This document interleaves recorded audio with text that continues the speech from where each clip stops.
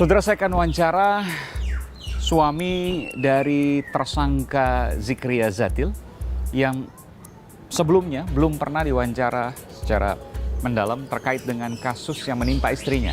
Seberapa ia mengetahui aktivitas media sosial istrinya, seberapa dalam tanda kutip militan istrinya dalam bermedia sosial dan menyinggung isu politik misalnya. Ada banyak pertanyaan yang saya ajukan. Saya menuju ke LBH Legundi di Surabaya, Jawa Timur. Saya akan masuk ke dalam. Selamat pagi dengan Mas. Pagi.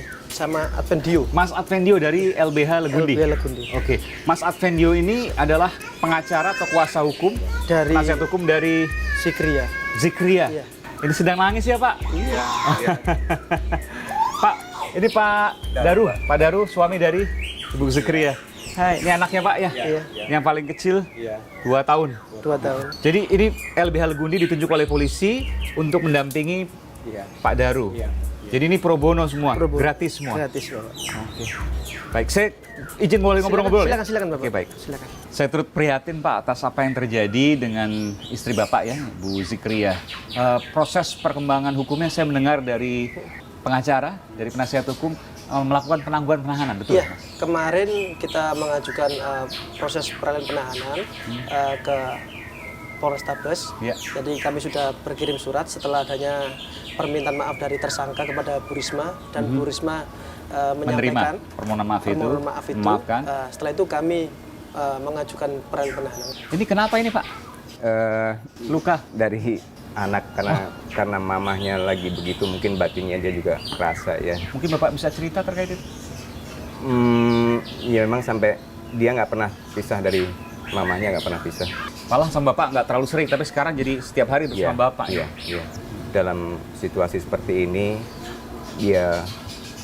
saya sih ngerasakan batinnya juga ada hal-hal yang kita kan nggak bisa lihat secara ini, tapi dari caranya dia kesehariannya kan bisa kita rasakan.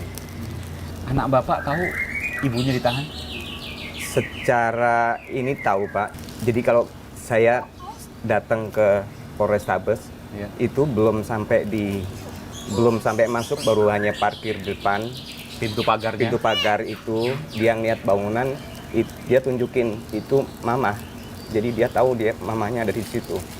Jadi kalau kita udah sampai situ, ya kita nggak bisa nolak, dia harus masuk ke dalam nyariin bangunan yang dia lihat bahwa di situ ada mamahnya, dan ya itu terus aja merengek sampai harus ketemu sama mamahnya. Bapak, saya mohon maaf, saya mau menanyakan terkait dengan aktivitas media sosial dari istri Bapak, Zikria Zatil. Saya melihat tidak hanya 3 postingan yang kemudian dijadikan bukti oleh polisi terkait dengan sejumlah pasal yang dikenakan, di antara penyebaran nama baik dan juga ada ujaran kebencian terkait SARA. Ada juga postingan-postingan yang terkait politik yang lain, mungkin masa pilpres dan lain sebagainya yang saya pernah lihat juga.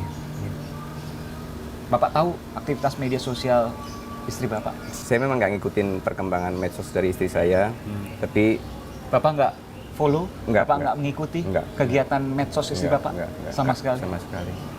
Kalau Bapak tidak mengikuti medsos, tapi kan sering cerita, suami istri kan Iya, sering iya, cerita. iya. Mungkin sering cerita secara politik misalnya, aktivitas politik atau pendapat politik ke Bapak? Kalau pendapat politik saya rasa bukannya itu hanya simpatisan ya. Artinya Sejak Pilpres memang Pak? ya sejak Pilpres hanya simpatisan Pilpres aja. 2019 atau Pilpres sebelumnya, 2014 juga sudah? Belum, baru 2019 ini. Oh, baru 2019 Iya, baru kemarin? Iya. Memilih untuk salah satu calon ya? Iya. Salah satu itu calon, lalu kemudian aktif di situ Pak? Dalam artian sering cerita ke Bapak? Mungkin misalnya ada kekecewaan yang dilontarkan kepada calon-calon tertentu misalnya? Nggak pernah? Enggak. Bapak tidak pernah menyangka bahwa isi dari media sosial yang bersangkutan akan sebegitu keras, padahal secara lisan yang bersangkutan, Ibu Zikria, tersangka, Iya. itu biasa-biasa saja. Sejauh ini saya lihat hanya simpatisan aja ya, tapi kalau sampai keras gitu memang saya nggak pernah. Dan nggak pernah menyangka Pak? Nggak pernah menyangka kalau sampai sejauh itu. Jadi beda antara di dunia nyata sangat santun, mendukung politik, lalu menyampaikan pendukungannya itu, simpatiknya itu, tapi tidak pernah kemudian menghujat dan lain sebagainya. Berbeda dengan di media sosial. Iya, kita kan saya kerja kalau ketemu di rumah hanya hari Sabtu Minggu. Oh, Bapak pulang hanya seminggu sekali? Ya, Sabtu Minggu. Ada hikmah mungkin yang bisa Bapak sampaikan terkait peristiwa ini, Pak? Hikmahnya Pak, kalau menurut saya sih Pak, iya memang kita nggak boleh menghina atau apa. Pasti. Itu terhadap siapapun. Dan satu pelajaran mungkin yang bisa disampaikan, suami mengawasi istri, istri mengawasi suami. Bapak menyesal juga nggak follow, nggak mengikuti aktivitas media sosial ibu ya? Iya, Kalau saya Bapak sering ikut kan menyesal. Bapak bisa mengingatkan, Ngerem. ini nggak boleh, jangan Bu, ini nggak boleh. Iya. Tapi Bapak nggak mengikuti, Iya. Bapak percaya saja, Iya. melepaskan saja, jadinya seperti ini. Kira-kira sih memang harusnya ada kontrol dari keluarga ya, harus seperti apa.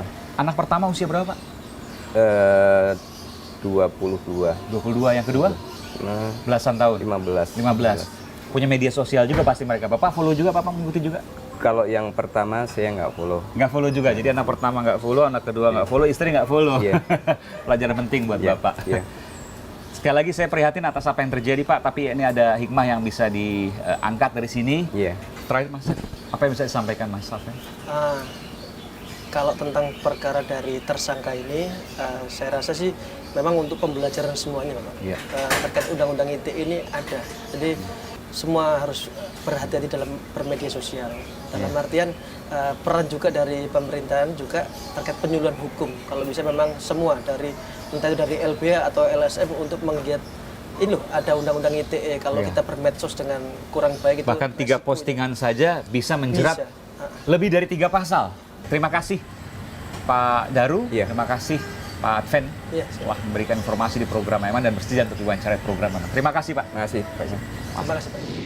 Saudara, terlepas dari seluruh persoalan hukum, ada hal yang menarik untuk dicermati.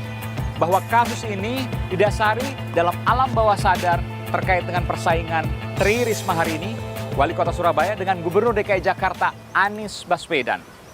Halo, saya Aiman Wicaksono. Ikuti terus video-video Aiman di channel YouTube Kompas TV. Tapi jangan lupa langganan dong, gratis kok. Klik subscribe dan tombol notifikasi supaya nanti kalau ada video baru bisa dikasih tahu. Gratis.